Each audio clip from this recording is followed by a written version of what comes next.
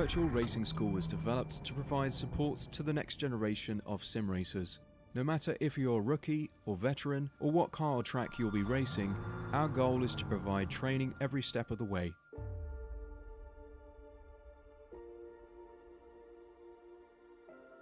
We found that iRacing can be quite difficult without proper training. There needed to be a way to prepare for on-track racing.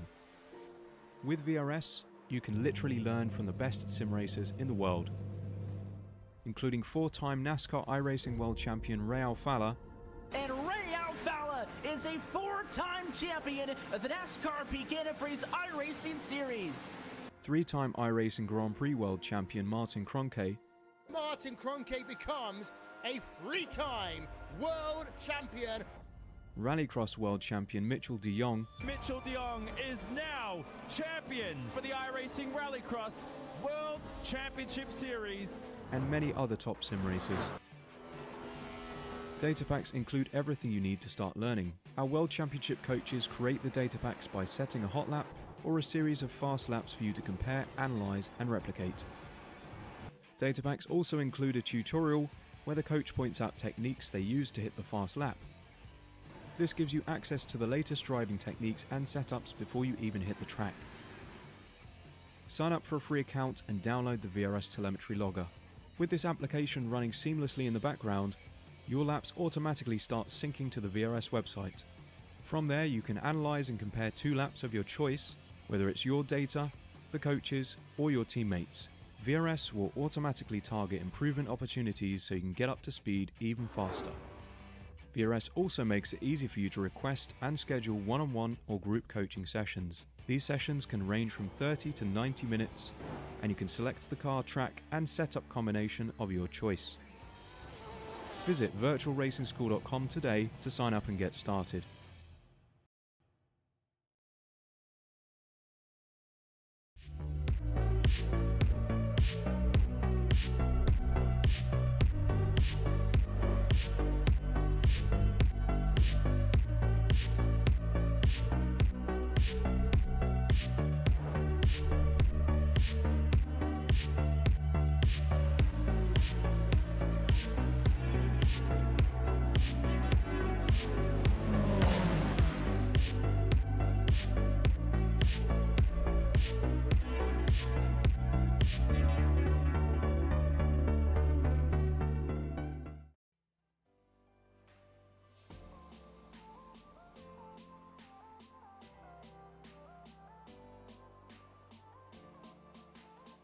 Howdy, everybody, and welcome to Daytona International Speedway for the ARL NASCAR B-Class Championship here on Apex Racing TV.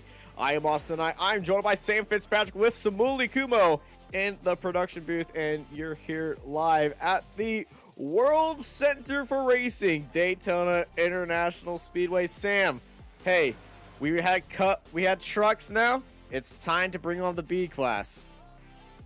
Yeah, this is pretty much a promotion, isn't it, up into the second division of NASCAR stock cars, and yeah, it's going to be a fantastic season. Lots of returning names, a really competitive field as well. I mean, the average iRatings I was looking at earlier on are really strong. Pretty much everyone, I think, has got the capabilities of winning races this season. Should have a really competitive Pro-Am championship, and so yeah, looking forward to it. And of course, as always, Daytona to kick us off.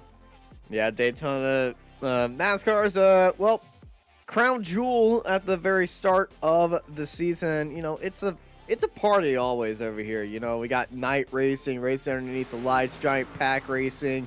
It's gonna be the big fun one that everyone goes to. Then we're gonna go around the season as well, and you know, some of these tracks that are listed on the season are really going to separate the men from the boys, but always here at Daytona, it gets a little bit crazy at times, but I can tell you, in these NASCAR B-Class cars, they're widely regarded on iRacing as the best version of the NASCAR cars. As the Cup cars, they have a little things that people don't like about them. The B-Class cars are awesome. Just awesome in every way, especially on those mile tracks. It just handles so fun. They don't have a lot of the aerodynamic goofiness that goes on with the Cup cars. I'm on this boat too, by the way. And the truck cars are, you know, they don't look like trucks. So You know, the B-class cars, a lot of favorites for a lot of drivers here, so we're going to be seeing a lot of fun from these drivers all season. Yeah, I think so, and I think this is well, last season we had a really good Daytona race. It always comes down to the final couple of laps, doesn't it? And of course you can, I think last year we only had maybe 3 or 4 cautions, which this race should last about an hour. I think that's pretty good going, 3 or 4 cautions. If we get that many tonight, I think that would be a fairly clean evening for the drivers. So I can only hope that we get that for tonight.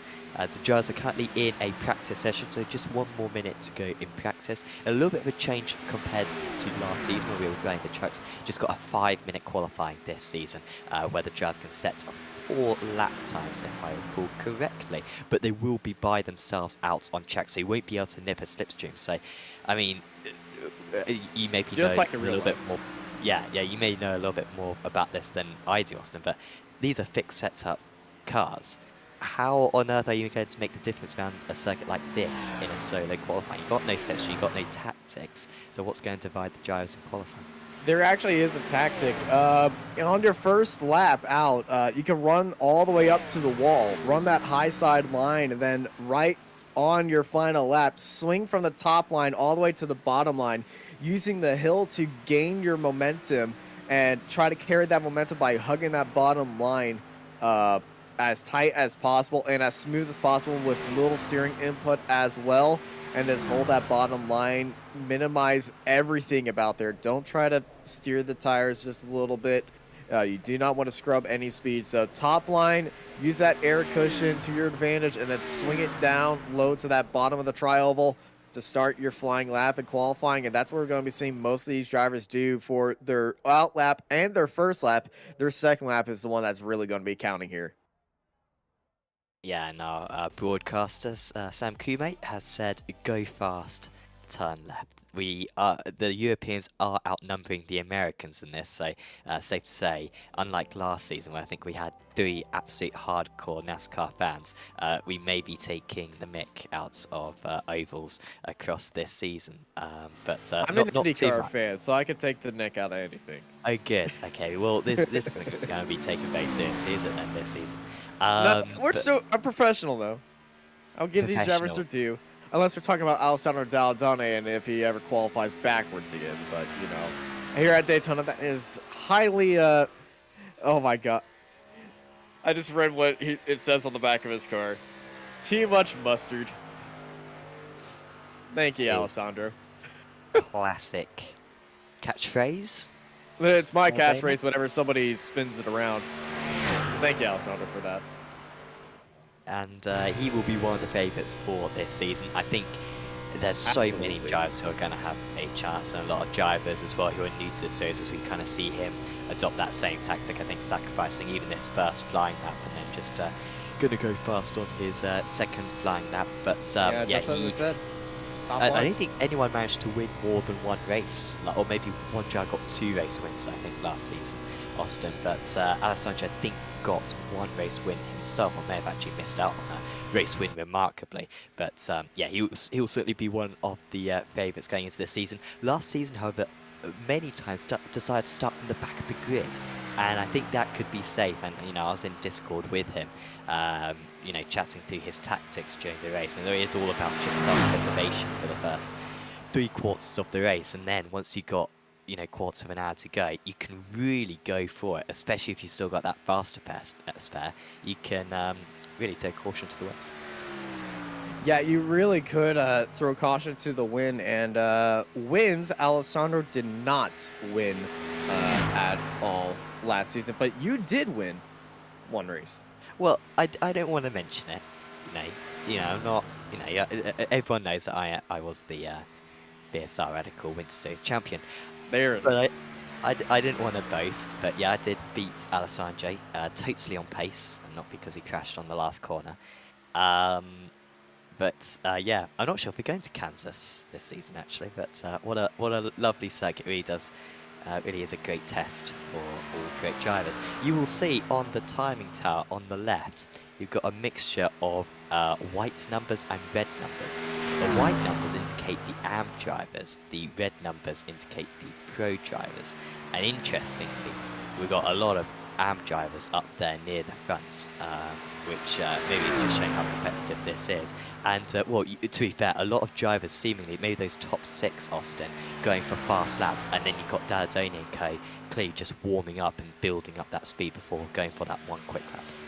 Yeah, they're finishing up that lap right now, and Jacob Reed just put in a purple sector 2, but didn't have a good start to the lap. That puts him into 3rd place right there, but Alessandro Dalladone, I think, has just finished his lap, and just like in Truck Series, not really nailing down his qualifying at all, sitting in 10th. And, you know, he does this a lot at super speedways, as Motos Llanos jumps up to pole position. Well, pretty much the top 3 are tied for pole. What is going on here?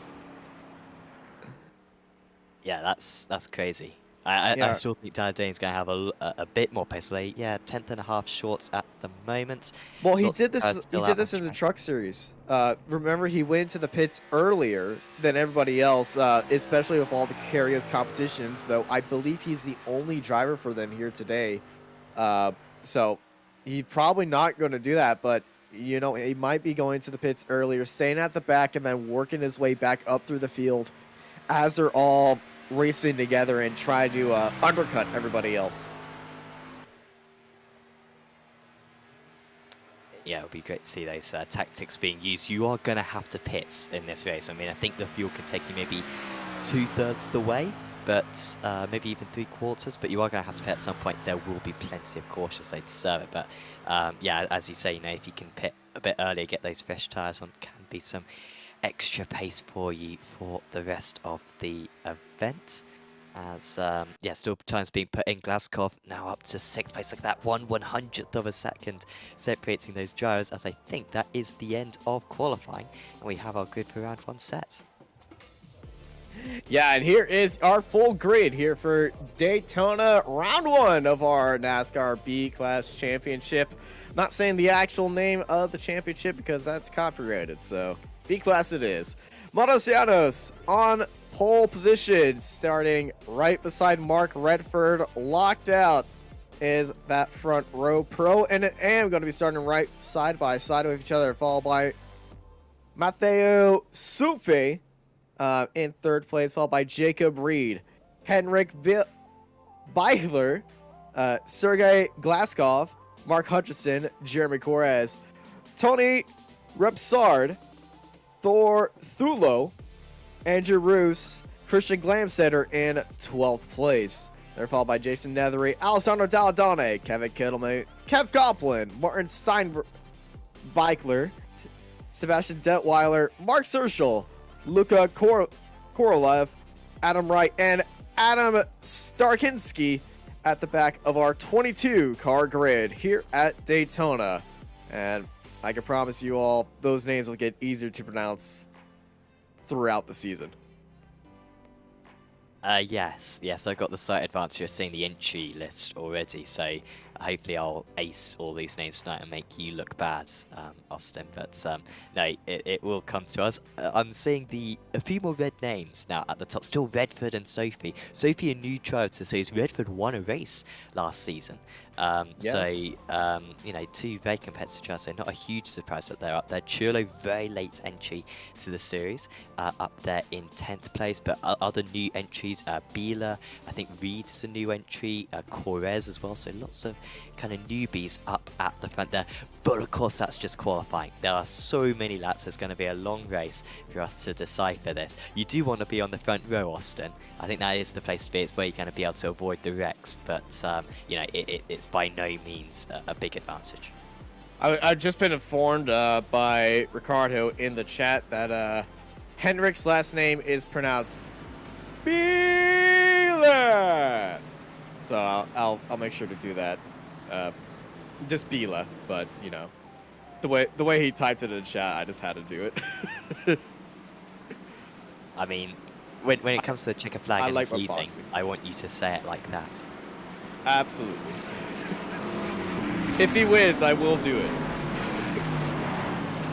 Lovely stuff. Well, let's see if he can move his way up to the order. Starting 5th place is a good position. And once again, just a reminder, or just a thanks to everyone who has tuned in for this. If you are supporting any drivers out there, do let us know in the YouTube chat. We'd love to see the fan clubs out in support. And yeah, I'm really looking forward to this. I'm certainly more of a road racing guy, but you know, one of my favourite things about ovals is that anyone can win. And particularly around Daytona, anyone really can win. So, you know, if you got any picks, let us know, and hopefully we're going to have a good start to this inaugural season of these B-class vehicles. Yeah, the B-class is always so fun. The aero is a little bit tricky at times. The short ovals, next round we go to the new Phoenix, and that's really going to be where the skills start to show from these drivers. But right here at Daytona, it's going to be a party. And a lot of these drivers are going to be having a lot of fun. 22 cars ready, set to rock and roll. It's boogity, boogity, boogity. It's racing time here at Daytona. Strong launch from Janos, although Redford is actually drawing alongside him, may even have a little bit more pace at the moment, and he does move into the lead already, just behind Reed.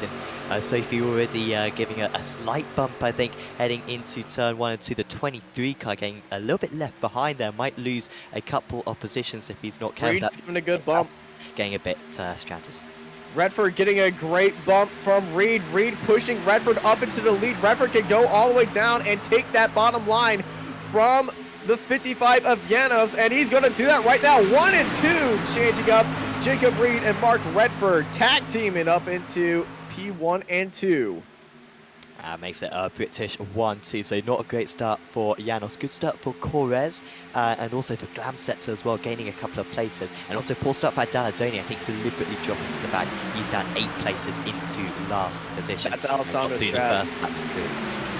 Yeah, that's Alessandra's strat. He loves starting from the back here, playing it safe, making sure that he can get around this track, avoid all the cautions, and then just be there at the end of this race. And we saw Alessandro do that in the truck series as well.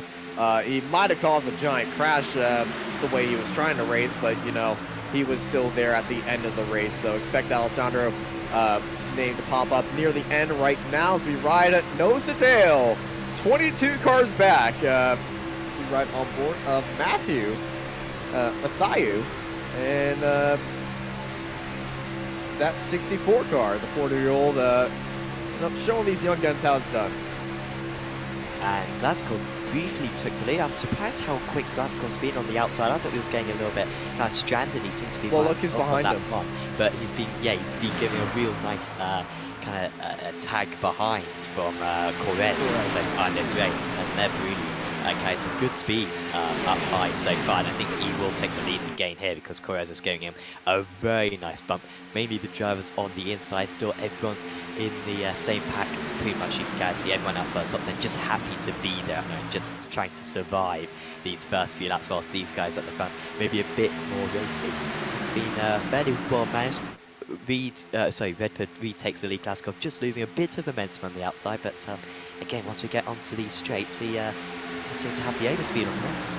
Yeah, we got 13 cars in this front 2-wide pack, and then everybody else just minding their own business, standing on that bottom line and just waiting for the end of this race. Everybody's going to be looking at their fuel numbers right here and just say, I'm going to make it to the fuel.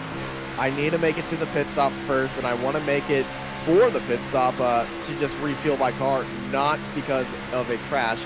But with everybody on this outside line, you get a good run coming out of the banking right here. So momentum-wise, and almost getting right there. Glasgow about to snipe the lead from Redford, but Mark Redford still in the lead right here. And Correz sneaking his nose down the inside. Glasgow went a little bit too wide. We got trucks going below the double yellow line right here.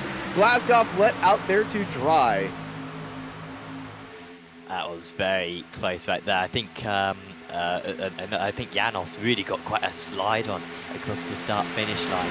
And it's kind of spread out the field a little bit. I'm sure they'll bunch back up in no time. But that was maybe the closest we've come so far. And still Redford just about leading the way. He has led most of the distance in his first 5 laps so far. He is that on the outside at the moment, trying to lead that train. That's I think Ruse, that's that's Andrew Ruse. And he's not getting much help at the moment in terms of a slipstream. He needs to get a bit of help from behind now. Yeah, he's getting help from the 34 of Nethery right behind him, trying to help out the Chevy from that Toyota. Usually we see all the Toyotas start working together. And is that a Supra? Yes, it is. It's a Supra leading the field of Mark Redford.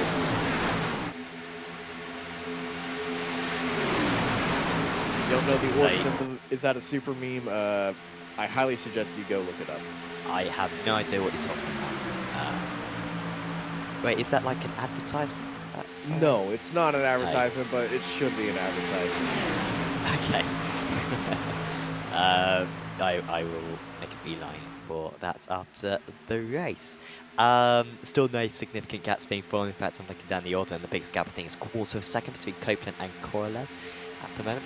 Kisselman making some good progress at the moment. He's up into 6th position, starting quite far down to Kevin Kisselman, but he's up 9 places. Nethery up 9 places. That's really good for the amateur driver. There are a couple of amateur drivers, by the way, who aren't quite coming up correct on the timing. So Glasgow is an amateur driver. Hutchinson as well is amateur driver, so just keep in mind for that one. But the vast majority of those names are coming up correct as Nethery continues to make good progress. He's up into 4th position, and well, a little bit boxed in at this point, but could help out his the driver just ahead of Andrew Ruse if he chooses.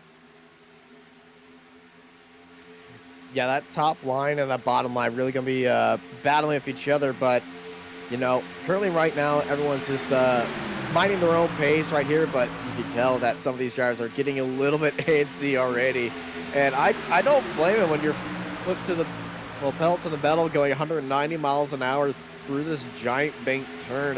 Everybody, you know, you always just want to go, I want to go fast, I want to go fast, I want to have a good time, but, you know, you have to remember this is a 50-lap race, and you have to make it to your pit stop and go for fuel, as we have one car blink out right here. That's going to be causing a little bit of terror and everybody else, because that's a 34 car, Nethery in 4th place on that outside line, and, you know, it always is a bit scary that a guy up front that you're bump drafting and he's bump drafting you is might not have the most stable connection. I saw Steinbichler just dropping down the order as well. He seems to be a bit slow up on up high. It also like he may have hit the wall actually. So he has dropped down the order a bit, down to 17th, back to where he started. Still Alessandro waiting behind back on all these drivers. By the way, there are 3 green-white checkers in this series, so if we have a few wrecks near the end of the race at the penultimate lap, then we will have a few chances to have a proper green flag. Re-rack, restack, throw it at it again. Yes, yeah, so should have a few attempts at that one, so that should be no worries, as long as the Jazz have enough fuel, of course, to get to the end of that. Of course, always need to prepare for those scenarios, as that was fairly risky. I think what was Nethery looking to make it 3-1. Nethery got really loose coming through the tri-oval. He went from the top line all the way to the bottom line and almost doored Corez on that bottom line. But that top line is really tightly packed right here. So we might be seeing some games from Redford, see if he can jump up to that top line to cover them off right here. But here comes that top line still, but everybody still lined up nice and tightly packed here in this beautiful night here in Daytona, with no rain in sight for at least 5 weeks. Looking forward to that. I don't know if they'll use that for the ovals, whether it's quite an important realist, but surely it's quite an important realistic thing to have, like, you know, red flags, for example. Maybe you can just have a bit of rain and then simulate the organizer saying, nope, we've got to stop for a few laps. You don't think that would be... You know, the most interesting thing will be the race time and how it always rains at NASCAR's 2 p.m. start time, where they should be starting at #noon. But that's a different thing, and I don't think they'll be implementing rain on the large ovals. But you know, NASCAR has been experimenting with water sprinklers on flat short tracks like Martinsville, so we might be seeing some wet races happen there. But I can tell you, at road courses, we might be seeing some rain action at Watkins Glen. Though I do not believe Watkins Glen will be during that time frame. No, it's not. Round 4 at Watkins Glen is, well, that's November 18th, which is not going to be the new season, but that will be the only chance we will see for potential rain, early release.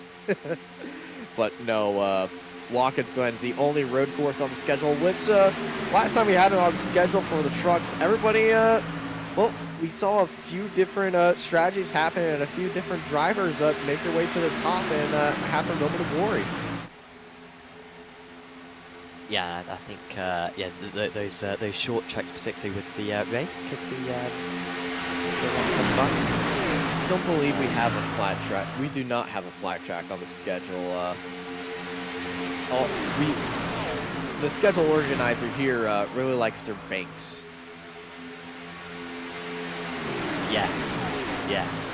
I mean, we're going to Bristol and Talladega this season, and of course we've got Daytona as well. I think they're the 3 most banks. Also, we wanted to go to Classic Monza as well. Oh no, we've got a caution. Oh, that's a lot of spinning. Oh, and right colliding. Also, Glamsetter.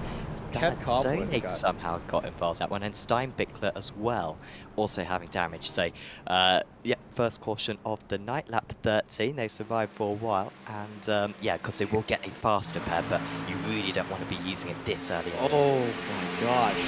Kev Copeland went for a ride, ended up on his roof, got T-boned as well, and the Evo SR car, well, he's going to be using his faster pair, but that is an absolute big crash right there, and it just looked like Kev got hooked by Detweiler? Detweiler was the 82 who made contact behind, but I'm not sure if he actually made contact with... It was the bump draft from behind that really sent him into the wall, and I think Daytona actually made his way through that. He just got onto the brakes and didn't make up spots. So...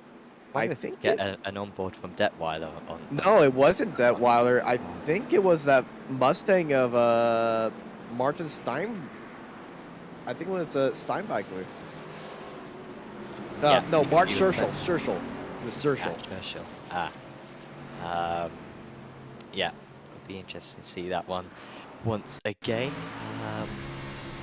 No, it wasn't. No, yeah, it was the. He took a great line to avoid that. Both of these drivers did.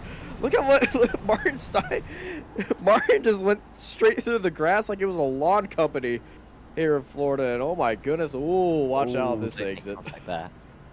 No okay, contact so right everyone's there. coming into the pits apart from Beeler. So yeah, I think we might be able to get to the end of the race from here.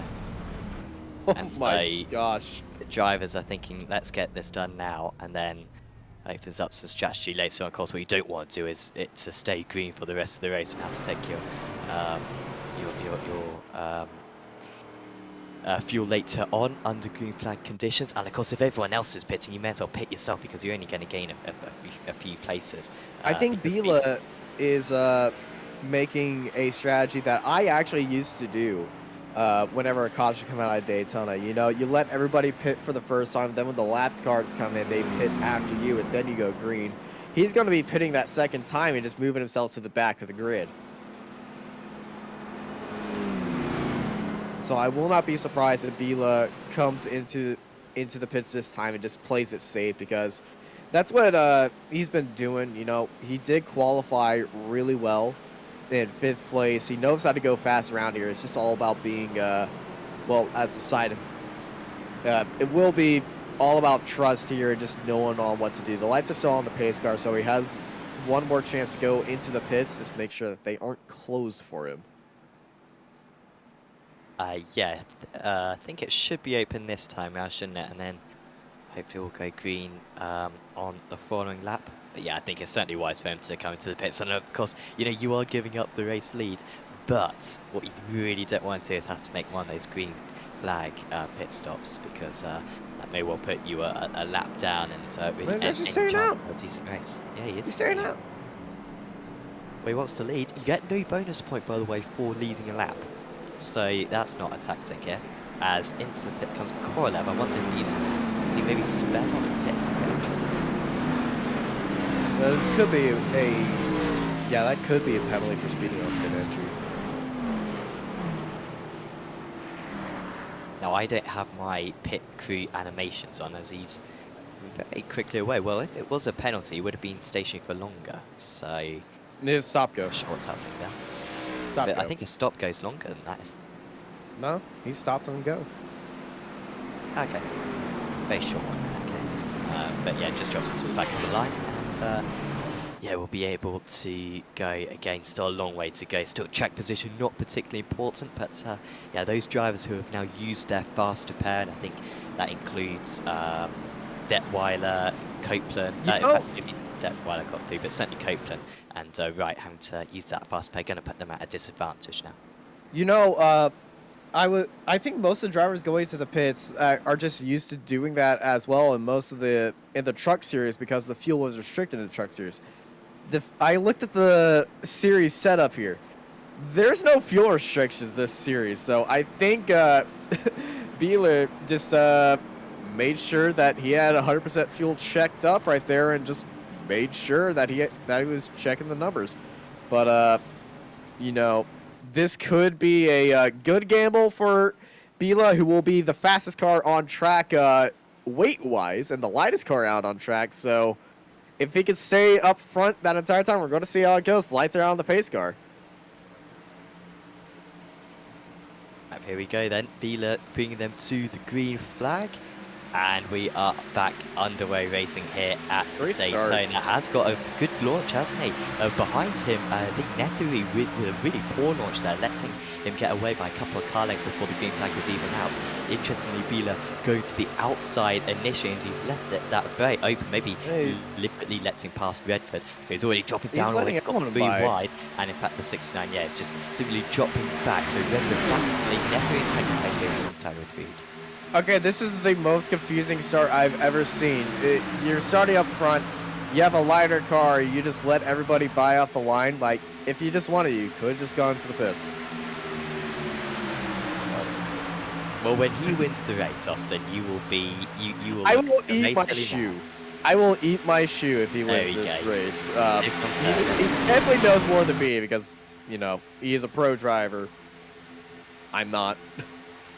He knows what he's doing. I drive Indy cars and scream. But, you know, dropping away from the lead, going into that third line pack, Bila back in the 5th place where he qualified. But we're going to be seeing on how that lighter car does. And, I now know what he's doing. He's picking up the drafts.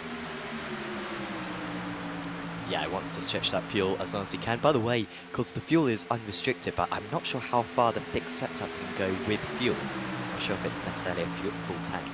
So, whilst the refueling may be unlimited, I think the baseline setup may have limited fuel.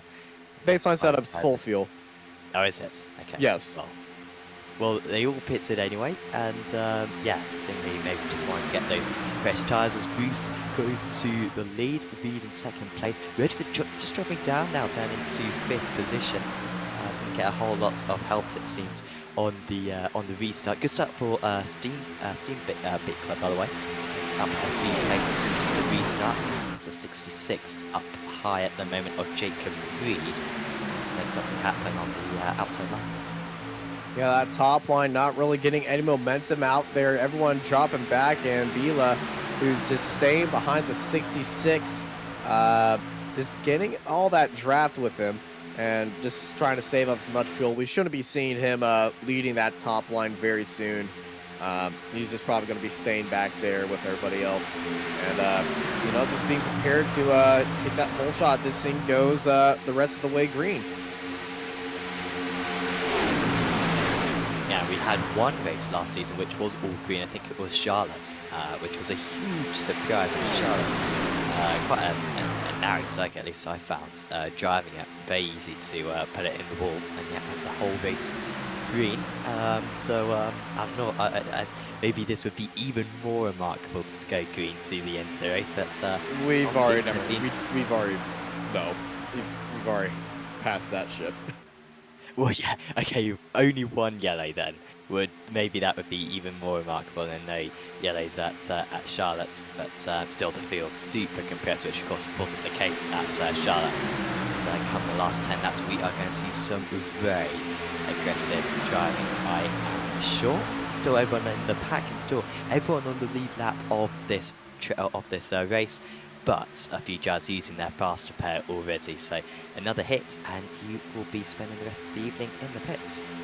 Or just a little bit more time in the pits. You know, it's a long pace lap around here. You could get a lot done with it as the field crawls around this 2.5-mile circuit to, straighten out some fenders right there. Unless you spent time under a roof, you went rolling over, took a tumble. Your car won't be the most efficient out there, but you will still be out there to gain some laps and make sure you get those points that you desperately need. And also some people just don't want to quit. Yes, 100% support that. You need to finish within, I believe, 10 laps of the race lead in order to score points. It gets lap 40, and you will at least get, even if you finish last in this field, 22 cars, you still get like 20 points, whilst the winner gets about 50 odd. So it is worth continuing if you possibly can. One drop score across the 8 rounds that we have in this championship. 48 keeping it in a straight line, and still there's lots of sliding. Kittleman almost spinning it around, but Hutchinson also struggling, and somehow we haven't got a caution, but we've got a few drivers very slow.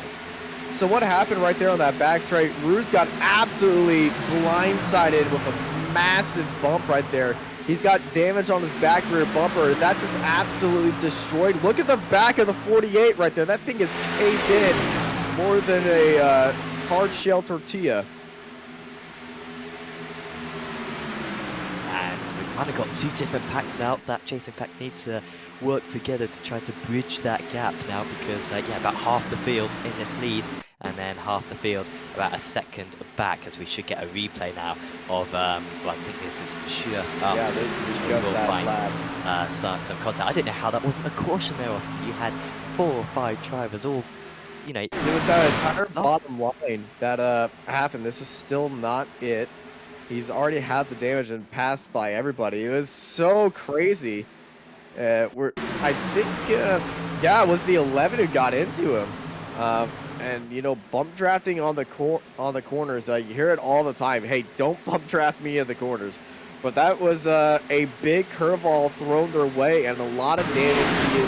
The 11 and the 48 both getting a lot of damage, and that 48, that rear back of the car is going to be a big suction cup to everyone behind him. The cars that are really going to be struggling now are the cars who have the damage on the front nose from the bump draft, and I believe that is Kevin Kittleman. He's dropped down to 20th. He was the one who gave that initial hit. Everyone's back together though, even Hutchinson may have made a bit of contact as well. Just bridging that gap, only 0.3 of a second behind the next car. So bad news for those. Also, Janos Modos, I'm not sure if Janos got involved in that. Oh yeah. Yeah, there's a few other drivers with damage on their cars on the rear end. So not only was the 48 involved, I believe was that a pass below the yellow line for the lead? Bila! Oh my goodness! I'm gonna throw the NASCAR rulebook at you, but they don't respect that rulebook anyway, so you're good.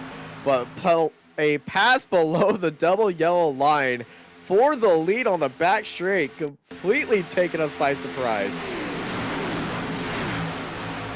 Work there from B. This was back at the restart, but he's got that lead back ahead of Ski, and then Rus and Kaskov rounding out the top 5.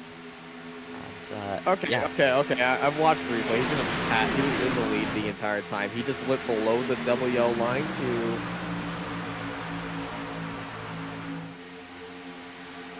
putting some shapes. Yes. Back straight. This is what happens when you look over your timing screen, then you look back and somebody's below the yellow line. So a lot to keep up with. I can testify halfway through this race. We've got 1 caution so far tonight. I And there was one very close to a caution incident. The drivers maybe being a little bit more racy. This is where track position starts to matter a little bit more. You don't really want to be near the back at this point. You're going to have to leave yourself a lot of work to do when you start moving up through the order. Whereas at the start, of course, you have plenty of time. And of course, many drivers have gained a lot of places. Stein Pickler up 13 places. Starsinski up 15 places. He's having a very good drive. Is the Polish driver, and also Korlev up 11 places. But yeah, lead starting to matter a little bit more. Oh, big slide there. You just got on the apron there. Yeah, he got on the apron that time, and almost the exact same thing happened to that bottom line again. Everybody's just staying on that bottom line, so close to the apron, just getting a little bit loose, and just everything getting so crazy. Very heads-up driving by all these guys out there to avoid that incident. I don't know if you get a replay on board of that, because has some good car control. Didn't lose too much momentum either. Has lost a handful of places as he actually opts now to the outside line. And that's the way to go. It seems like it's a bit longer now, that outside line, compared to the inside, as Reed cuts to the inside, just trying to cover off the line from Steinbickler. But yeah, a bit more too deep now. I think yeah, drivers wanting to make some progress up the field rather than just happy to sit in behind. Yeah, at this point, I would still be happy to stay. Oh, big crash in the tri-oval. Multiple cars involved. The 31 involved. There's the 11 also involved as well. We got cars spinning through the infield right here. Outside of Daytona, I think made his way through there. That's the 55 involved. Matthew also involved. Christian Glamster, I think, avoided most of that. One car got airborne right there. I think that was Mark Redford involved up in the catch fence.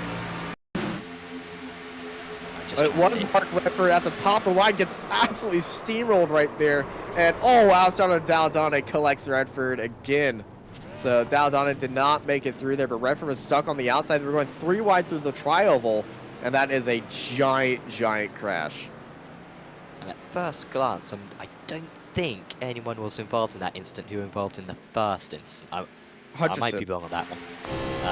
Was Hutchinson involved in that? I think he was. We already knew had some incident from the close to caution incident, but I don't think he was involved in the very first one. I know Copeland certainly was, his teammate, but yeah, hopefully just everyone can continue round. Look at the yeah, losing half your car really. Reed may or may not pit with that damage. That's I say you gotta pit now. Like, if you can make it to the end, you can make it to the end. But that is a lot of cars involved in that incident.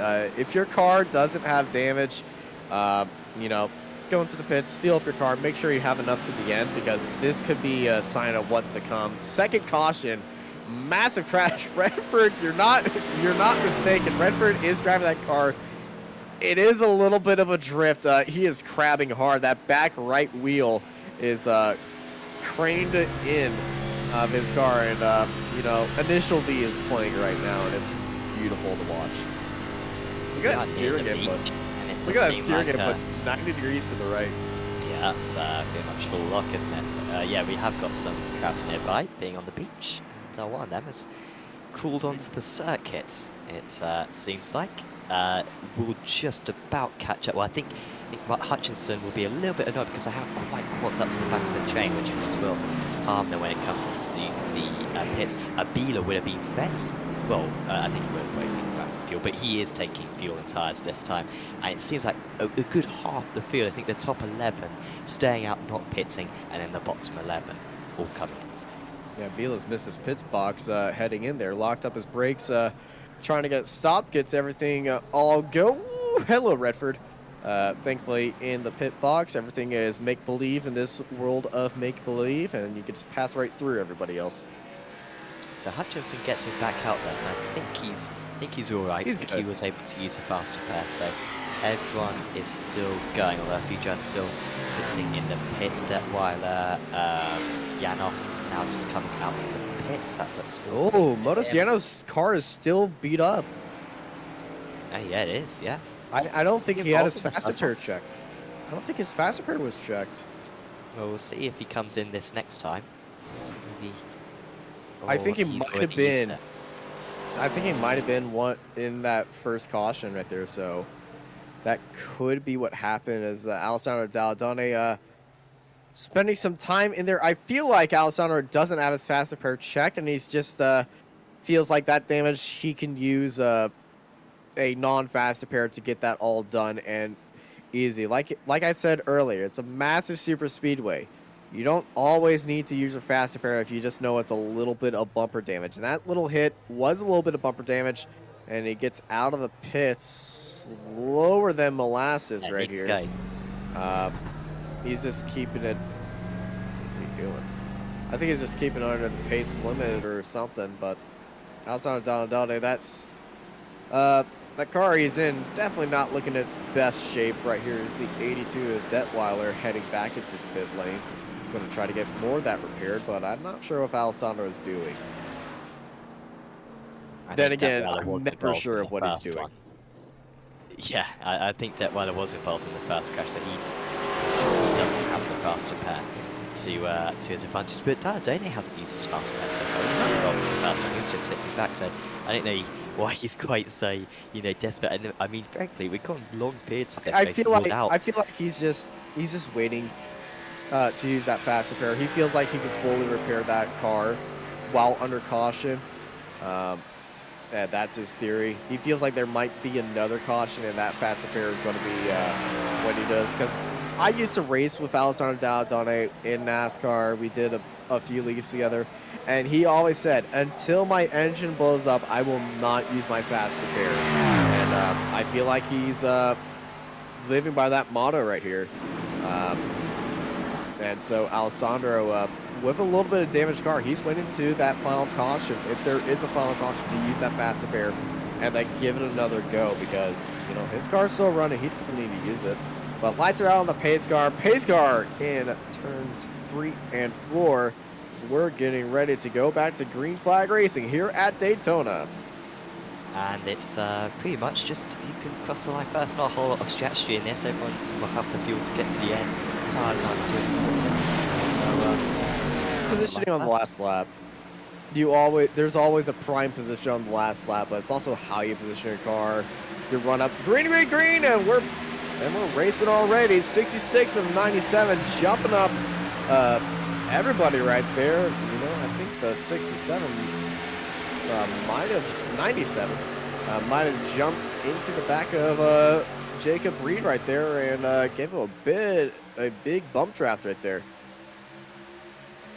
Yeah, a bit more spread out than it on the previous restarts at the Met Corner, making some good places up. 14 places. Starstinsky is up 19 places and now is at the front of the amateur class. Great work from him, and also Churley, who's been near the front for the entire night, to be honest.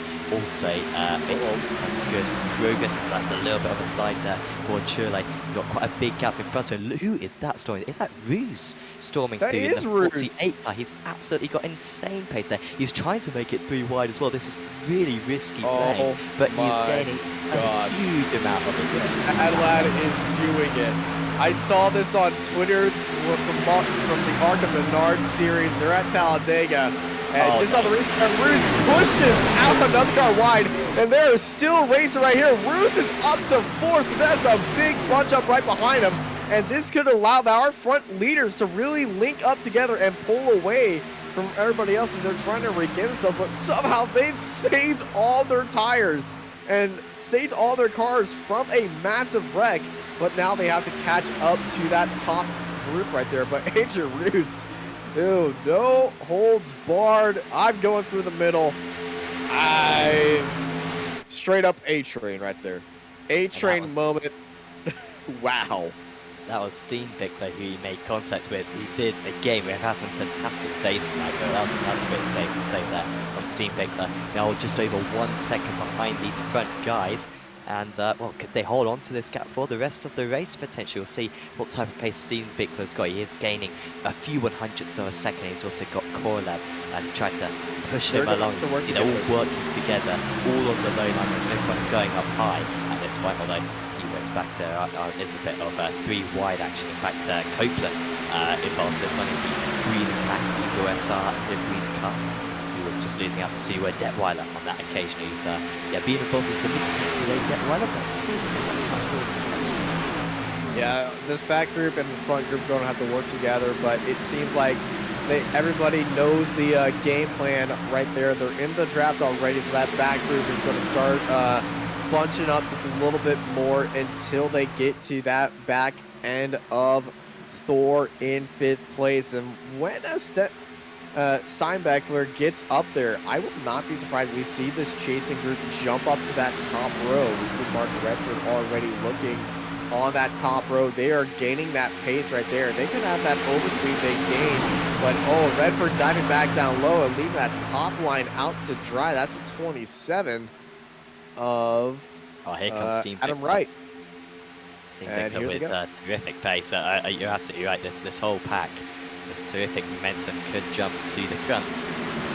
Just a moment. Adam Wright jumped up to the top line. It looks like the 13 also jumped to the top line as well as Starsinski jumped to that top line to cover everyone off and let them push them up to the lead as everybody else back up to this leading pack and one pack only. Outside of Daladane off in the background with that damaged car. He's still expecting another caution out here, but we got 14 laps to go as we enter turns 3 and 4 here at Daytona. Yeah, and also Modos Janos as well, I think, with still with damage near the back. You can see a couple of stragglers further down. Yeah, and Roos jumped up to that top line, and Reed jumping up to the top line as well to cover everybody off. And he drops down to that bottom line. Reed using every advantage in the book right there. Even with that damaged rear end, he's still going to be very dangerous, and I'm expecting him to jump to that top line again to cover off Roos. There he goes and pushes everybody to the wall. We're going to go 3 wide for the lead. Down low is Correz at the bottom, and then it's Reed in the middle, and then it's Roos up top. 1, 2, 3, 3 wide through turn 3.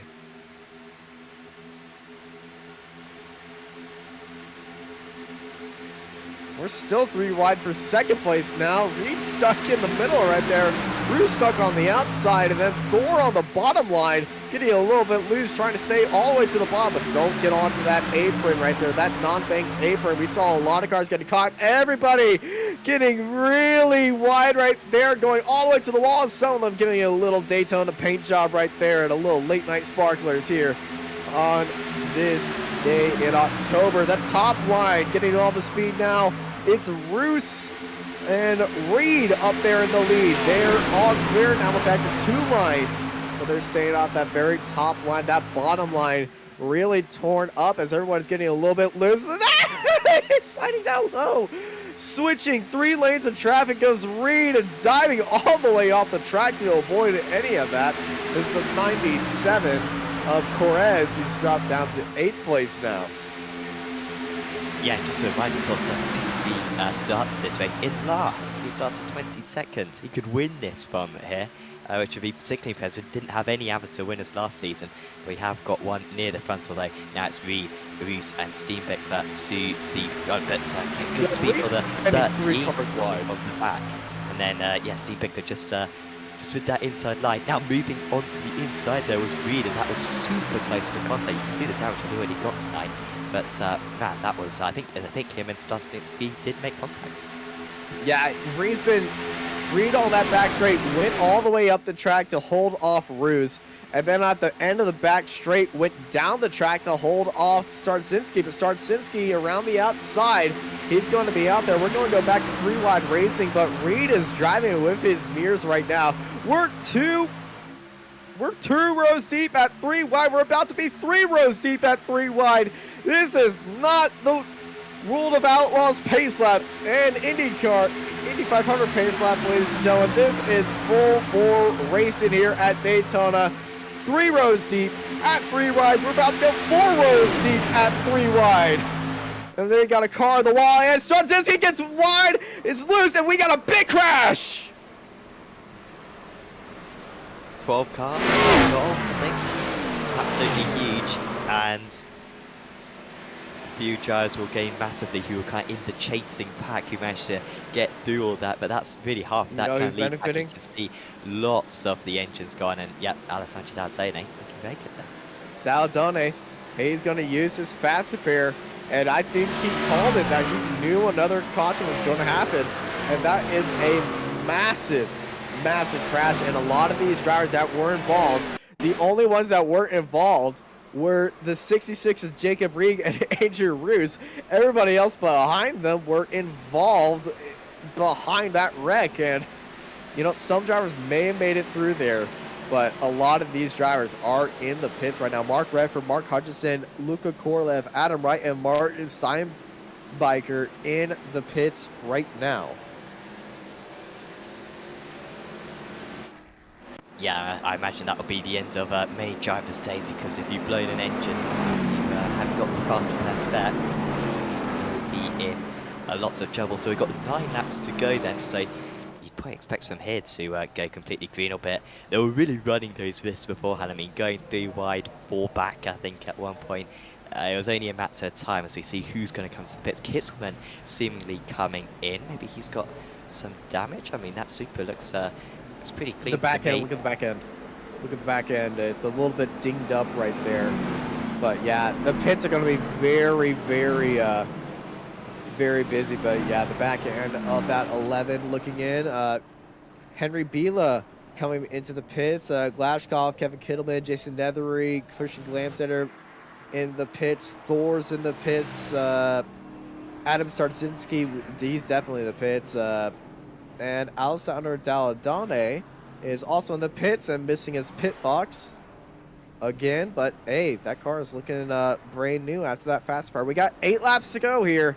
It's going to be a sprint to the finish for a few of these drivers. But for most of them who are involved in that wreck, their race is going to be with themselves and with their pit crew. But with 8 laps to go, I think everybody now will be finishing with points no matter what. It's a very good point, actually. Yeah, that's good news. Does the laps down carry over if we go into overtime? It's a good question, actually. I'm not sure. Types 10 laps into the scoring. I don't know what it will spit out. So I think it will be 10 laps on the registered thing, but with the scoring they do add laps onto there. So I don't know if that will count or not. I'm not an official in any way, but I'm pretty sure it will be from the ending of the race, which will be, if we go 3 overtimes, they still need to get out there on track at least. But you know, you can't prepare for that. That's just so unfortunate to end your race on lap 41, and then you know, the race goes a little bit longer than 41. Kevin Kittleman back into the pits. Seems so Redford's got back out of the pit, so he was taking as much repairs as possible. I think Hutchinson, Hutchinson, who was involved in the first wreck we had about 10 laps into the race. He's out of the event now, and also Adam Wright as well, though Wright's still in the session, maybe just taking lots of repairs. I don't think we'll see too much of him later on down sector with barely any of that car left, as well, so having a tough time of it. By the way, quick shouts out to Virtual Racing School, one of the sponsors for this series. Virtual Racing School offering data packs for 50 different cars, and those data packs include setups, track guides, Daytona NASCAR software, and one-on-one coaching. And you can get tuition, I believe, for this Class B machines. So yeah, if you want to improve on stock cars or Indy cars, single seaters, touring cars, prototypes, GTs, rallycross, so much stuff covered by Virtual Racing School. Do make sure to check them out. As wow, the field has kind of dwindled down. We've still got plenty of drivers in the mix, haven't we? But that is now the top 17 altogether. And then we've also got Lamstetter, who will catch up to the back of this one. They're looking fairly clean to me, at least, Austin. From what I can see, a few of these cars have a little bit damage here and there. There's some that are a little bit more risk for wear. But they're not as bad as Glamsetter, at least. Yeah, Christian Glamsetter looks like he's driving a modified right now. He doesn't have to worry about engine cooling. But looking at the front 4, those cars seem fairly clean, but everybody else has a little bit dings here and there. We're back to green. We got 7 laps to go. It's going to be a sprint to the finish, and already crashing off the restart. The 66 jumping up into the 69. I think that was Bila. And yeah, we got another crash right here. I think another caution should come out right there, but everyone's still going on, as that was Jason Nethery, who I feel like is a bit cheated as the pace car just comes back into the pit lane and parks it up. Seeing all that happen, the safety car driver probably just like sold his hands up like, come on guys. But we're back to green flag racing, and that was a little bit too ambitious of a start. And that was Bila on that restart, who tried to make it nearly too wide, and he clipped to the back end of the 68 of Kev Copland, and everybody, well, getting a bit sprawled out from that. And of course, the steward will look at any incidents reported by the drivers and any caution incidents as well, and of course also with the lap one. But Reed's now to the top, and this is where you got to put absolutely everything on the line. And in 12th position, so still with a lot of work to do. Very slow up high there. That was Southie, who's out to the running, losing all of his momentum. It's going to be a dull race for him, as Scherschel trying to make some moves. Now he's up into 2nd place and almost battling Reed. It's 2 wide. Will we see 3 wide? Well, Jacob Reed on that bottom line in the lead. There's the Mark Redford on that bottom apron, just letting everybody by, but it is Reed still in the lead. He was in the lead when that caution came out. Restarted in the lead as well, and we saw him on that back straight get in that old run, just letting everybody know who's boss, and he was really defending hard by everybody else. So it's a side-by-side fight. Sergio and Reed side-by-side heading into turn 2. We got 3 wide back there. Look at that. I see that black and pink car of Alessandro Dalladone making his way up through the field. Yeah, a little bit cautious there from Dardane. I thought he was going to make that 3 wide there, but just happy to push along Thor Chile and catch up to the Red Pascal, dropping a couple of places. But now Dardane's got a little bit of space and he can go up high. Will be carrying a lot of momentum, and this is another opportunity to make it 3 wide as they go onto the tri-oval. Go up high. There's a little bit of a gap there, but there'll be no one else to follow, of course, if he did do that. But the outside line really looking strong, and they are carrying a lot of speed. Another caution, and that is spinning off there, Reed. And in fact, Reed didn't cause the caution because there was another instant straight. There was a slow car. And that's for Chile round. I said there was a slow car down low. Still the green flags out. How? The green flag is still out. But a crash on the front stretch, everybody getting off the racetrack to not trigger that caution. I can't believe what I'm seeing here. This is the most chaotic, and in the lead is Alessandro Dalladone of this 6-car pack. Yeah, and it is just these 6 cars who have got a chance at the race win now. So Dalladone versus Scherschel at the rate. Kittelman right in there. He came close to a couple of race wins last season. And also just at Roos, who has shown her to be very aggressive so far tonight, maybe with a chance at a move. But I think it's Kitzman and Dalladone up against one another. 2 laps to go. Alessandro holding that bottom line. That top line has 4 cars. Everybody pushing around the outside of Alessandro Dalladone. It's Kevin Kittleman, the AM, sitting up there in the lead, followed by Repsard Glasgow in 3rd place. And now we're going to go 2 wide for the lead of this race. There's that 28 of Repsard looking on that outside line. Now we got 3 cars on the inside, 3 cars on the outside.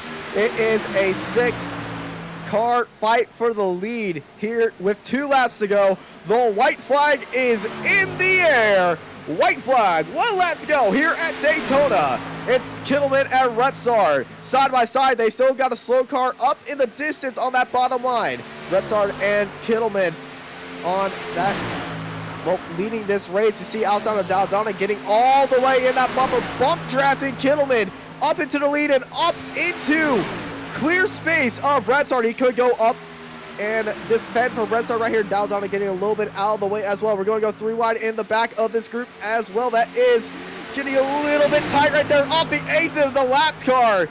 into the wall. There's turn crash behind Alessandro Dall'Antonia. Big crash right behind him. Into the drag race between Repsard, Dall'Antonia, and Kittleman. Dall'Antonia, Kittleman, and Repsard. Drag racing for the line coming through the tribal. It's going to be nose to nose, tail to tail between them. But it's going to be Kevin Kittleman taking the first round of the NASCAR B Championship.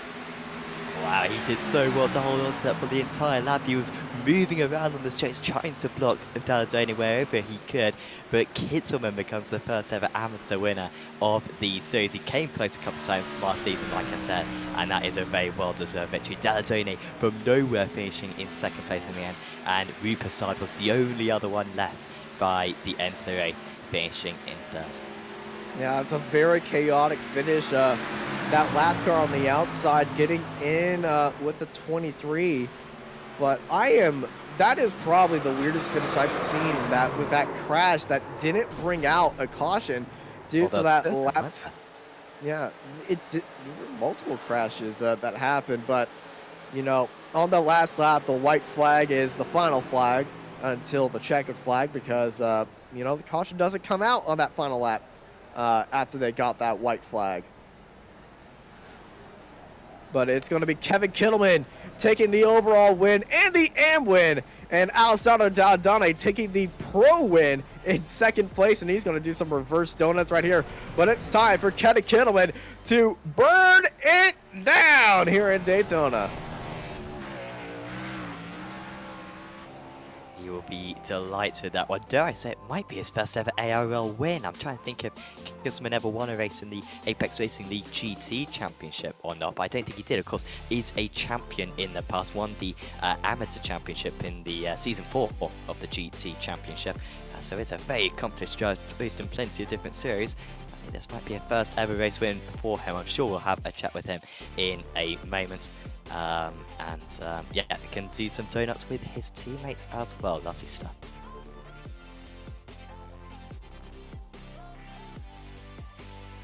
Yeah, here are your race results. Kevin Kittleman takes the win, followed by Alessandro Dall'Antonia and Tony Repsard in third place. Mark Serschel second place in the AMs, down in fourth, and Luka Korolev in fifth, followed by Modus Llanos in sixth place. Matteo Sophie in seventh, followed by Sergei Glaskov. Jeremy Corres, Henrik Bila in 10th place. Thor Tulo, Andrew Roos, Adam Starzinski, Sebastian Detweiler, Jacob Ring, Christian Gramslater, Martin Steinbeckler, and Kev Copeland in 18th, followed by Jason Nethery, Mark Redford, Mark Hutchison, and Adam Wright at the end of our 22-car grid. Everybody scores points today as Adam Wright and Mark Hutchison finished 9 laps down. But man, Kevin Kittleman, first ever ARL win, and as an AM driver too. Yep, really impressive. And I mean, we knew it at Daytona. We could have a surprise winner, and that was anyone's game. Really, anyone out in that entire field could have won tonight. But we need a little bit of luck, but also some good thinking as well. And Kittleman had both those things. Same thing, he even used a faster padding. He managed to pretty much avoid all the wrecks. No, we'll have to ask him about that. Yes, actually, no, I think he was involved in one, wasn't he? I think I remember him. He also came into the pits an extra time as well during one of the cautions, I think. So, yeah, it wasn't totally problem-free, but he drove very well. We'll have interviews in just a moment. I will give a quick shout-out to SDK Gaming. SDK Gaming providing our overlay, which you see up on screen. And if you've watched our broadcast on Apex Racing TV in the past, you will notice that this overlay is very different in comparison. But this is the NASCAR overlay, and you can also get the ticker one as well, which they use for the Cup Series still in real life. Yeah, there's lots of different templates that you can use. You can also totally customize it yourself to make it look however you want. It's great, of course, for broadcasting, for streaming, but also as a heads-up display as well. It can really give you some important information for whilst you are racing. So do make sure to check out sdk-gaming.co.uk for more details. As yeah, we're going to have some chats with our drivers. Would you like to have a chat with Kevin, Austin, or will you let me do it? You know what? He's probably the most excited, so let's combine excitements right here for taking his first ARL win and the first AM victory in any ARL NASCAR series. Kevin Kittleman. Hello, guys. Oh, great to be back, huh? Oh, Kevin, what a race. What a race. What a race. That restart, you were really packed up in there. Then you saw cars getting a little bit wild, no caution. And then another chaotic thing, no caution again. When you saw that it was just the 6 of you in that front group with a few laps remaining, what was going through your mind? To be honest, not much. I just saw, like... It was kind of a weird situation. I wasn't thinking about the of course I was thinking about the other cars, but I only had one goal, and that was to go to the front no matter what and no matter what cost. And then at this point I was like, yeah, now it's fucking now it's full throttle till the end and no lifting anymore. And hey, for some reason it worked out, and I gotta give a shout out to Alessandro Deladoni, because he was one of the reasons why I was able to stay ahead, because he was pushing me from behind all the time. But what a chaotic race, like, till the last restart, and between the last restart and the finish, I thought, like, this race was completely gone for me. Like, there was chaotic, like, I've never seen something like that before. There certainly was a lot of chaos happening here on the track. I'm not sure if it's an October thing. It's Thursday right now, so it's not October 13th. So I'm not sure what's going on right now. It might be a different date in the sim. I'm not sure, but that was the most unlucky, one of the most chaotic races we've seen the final 10 laps. But for you, it was the most lucky race that you could have had. Did you use a fast appear at all today? Yes, I did.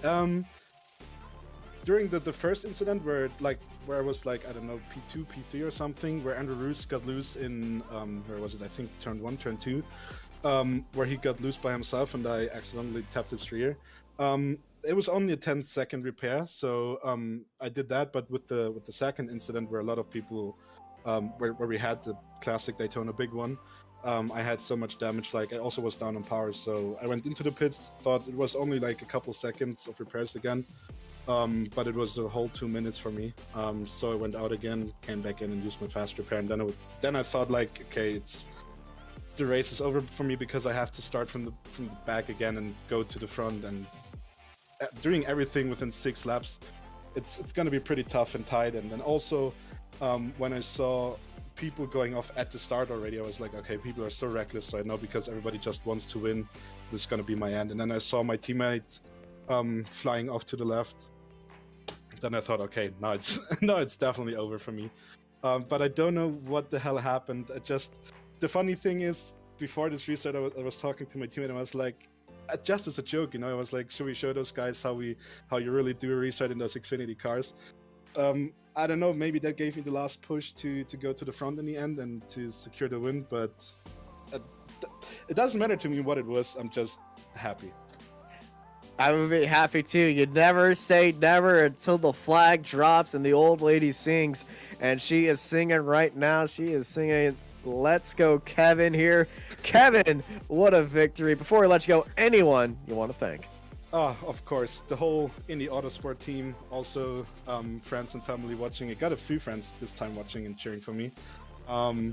So yeah, and of course our sponsors, Sim Thunder, Sim Racer Coin, Martin Sports. And yeah, also shout out to our colleagues from Lunatic Racing. Yeah, and also to you boys. Feels so great to be back, and I'm really looking forward to this season with those cars. Well, they're all going to be happy for you. I'm pretty sure some of your friends are also cheering you on in the YouTube chat, so they're going to be you're going to be getting a lot of love and praise. Next race is at the New Phoenix, so hopefully you do good over there. We're going to throw it over to Sam Fitzpatrick, who is standing by with Alessandro Dalladone. Yeah, we've chatted with our winner. We now chat with the bridesmaid, our runner-up for tonight, Alessandro. Congratulations. I mean, you came very close to that race win, but considering you were outside the top 15 for pretty much 90% of that race, P2 must feel pretty nice. Yeah, that was the plan. I know that if I stay at the back, then I always come up to a top 3, top 5, any plate race. It's just part of the process. So I played my strategy. Unfortunately, I was too busy checking my phone on the second crash, and I got into Mark Redford while he was in the middle of the track. But just little bit hiccups in my plan. Kept the car broken for 10 more laps. I knew the caution was gonna come out, so I lost the draft. Just waiting, and then I got lucky, and here we are. Unfortunately, on the last restart, someone crashed in front of me, so I washed up a little bit, moved up to the second lane, and I think I spun someone into pit lane. Really unfortunate, I'm sorry, but I had to move up, otherwise I would have been pick maneuver. So, yeah, good race anyway. And I'm happy for Kev, because he deserves the win, and I was really happy when I saw he was in front of me. I said, I'll go with him, and no matter what. And I know we can have a very good fight in the championship. Definitely, yeah. And yeah, good to get clarification about that kind of damaged car. Yeah, we kind of saw you stay out for trying to get some of that damage fixed, but not use your fast repair. And then, of course, yeah, use it on the last restart. Take us through that final lap, because you had, of course, Kitzelman just in front of you. I think you also had maybe Riverside just on your outside as well. I mean, was there anything different that maybe you would do on that last lap now, or do you think in the position that you're in on that inside line, you just had to kind of push Kitzelman to the win? No. That's what I needed to do, and I'm happy I done it without crashing out Kev, because I was literally pushing into the corners for the past lap and a half, so it might have ended very, very badly for everybody.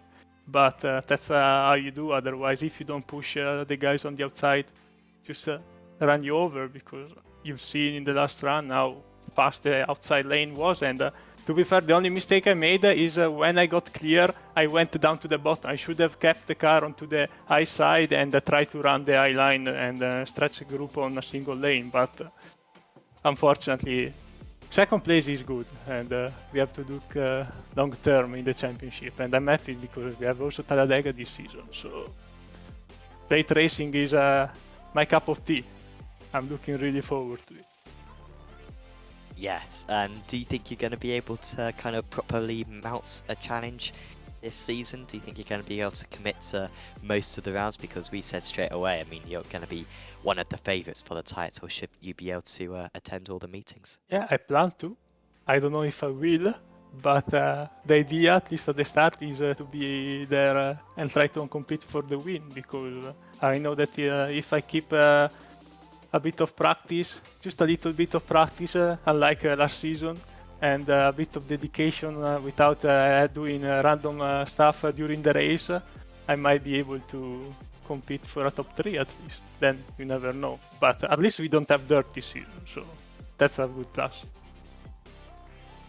Yes, yeah. Well, thanks for having a chat with us, Sanjay. Is there anyone you'd like to give a shout out to? Oh yeah, absolutely. My team, the reviving 1050 Barbanera Racing. We are lovely. They're back. We are dead, but always there in our hearts. We have all the drivers running for pro spots with the major teams now, so I'm happy to bring the colors back again for a one-off. And thanks to Kairos Competition for supporting me in my team, and whoever watches the stream, thank you very much, and I hope you enjoyed. Awesome. Thanks for having a chat with us, Alessandro, and best of luck for next week. Thank you, guys. Alessandro Daytona, their runner-up tonight, and yeah, if I know that he does work, many evenings, so he may miss one meeting or two across the season, but I think after tonight, probably moving to be the favourite in the championship if he wasn't already. Austin, would you like to have a chat with Mark Redford? Austin is currently muted, so I will take Mr. Redford all to myself. Mark, bad luck out there in the end. Yeah, more bad luck. Yeah, but well, maybe if we stop the race 20 laps in, then maybe that would have been beneficial for you, because you led for most of the first 10 laps, 10, 15 laps, I think, and then, yeah, just went a bit sour for you. But yeah, how are you feeling right now? Okay, it's Daytona, isn't it? Things go wrong at Daytona. So yeah, I enjoyed the first part of the race. got to the front and was getting a good push. And then after the restart, I got to the front again, but yeah, I didn't get a push, so they went round the outside, and then I got caught up in an accident where people can't seem to handle 3 wide at Daytona. Yeah, that was that the first? So that was the second caution, was it? Yeah, I got killed in the second caution, and then I got killed in the third caution as well. How was the third caution from your perspective? Because it was absolutely huge. It seemed like it, it started around kind of 5th, 6th position, but then just involved everyone behind. Yeah, well, I was trying to move to the front because we were less than 10 laps to go. I could see the high line was moving because they were closer together, they're more organised. So I went up there and joined that pair on the high line. But half a lap later, I think the middle car maybe moved up a bit and just touched the car on the high side, and then it just turned right straight into the side of me and put me in the wall. And then I think collected quite a lot of others as well. Yeah, it was a nasty one, but next time out we've got a circuit where maybe absolute pace is going to be a little bit more important. We've got Phoenix. What are your opinions of the new layout there? They've changed the start-finish line. Oh, I haven't really seen it yet. Where's the start-finish line now then? So it's just after turn 1, or the old turn 1, turn 2. Yeah. Oh, that's interesting. Well, I suppose it makes a much difference over, 70 odd laps, but out of the turn. I don't know. I suppose there's a chance to get a move done. However, I won't be making any moves at Phoenix because I'm taking Will. He's racing at Brands Hatch, so I'm going to miss that one. Aha. Okay. Well, I think you should really think about what's important in life, Mark. If I'm honest, I think this is a bit more significant, but do what you want. What's Will racing in what category? Oh, he's racing in the Junior Saloon Car Championship. It's the last round of the season at Brands, so yeah, it's well worth watching on YouTube. Aha, will do. Well, thanks for thanks for having a chat with us. Best of luck for next week. Is there anyone you'd like to go shout out to? Yeah, big shout to Will Redford, who I'm hoping will get his first win at Brands. And a big shout to you guys for putting on another Oval League, which I enjoy. And I'll see you in a couple of weeks at, where are we? 2 weeks, can't remember. Somewhere good anyway. Yeah, I'm quickly looking. It might be Talladega, if anything. Oh, no. It's Charlotte. Which Charlotte's people really didn't like last season, but I think you did quite well out there. So, could be a good. Yeah, I like the intermediate, so hopefully I'll do well at Charlotte. Awesome. Best of luck. We'll see you then. Thank you. Mark Redford there, finishing down 20th place, does score some points at least, but still going to be one of the favourites for the Amateur Championship this season. Austin, that rounds out our interviews, and I think just need to wrap up this broadcast now. Yes, indeed. Thank you, everybody, for joining us here for round 1 of the ARL NASCAR B-Class Championship here at lovely Daytona.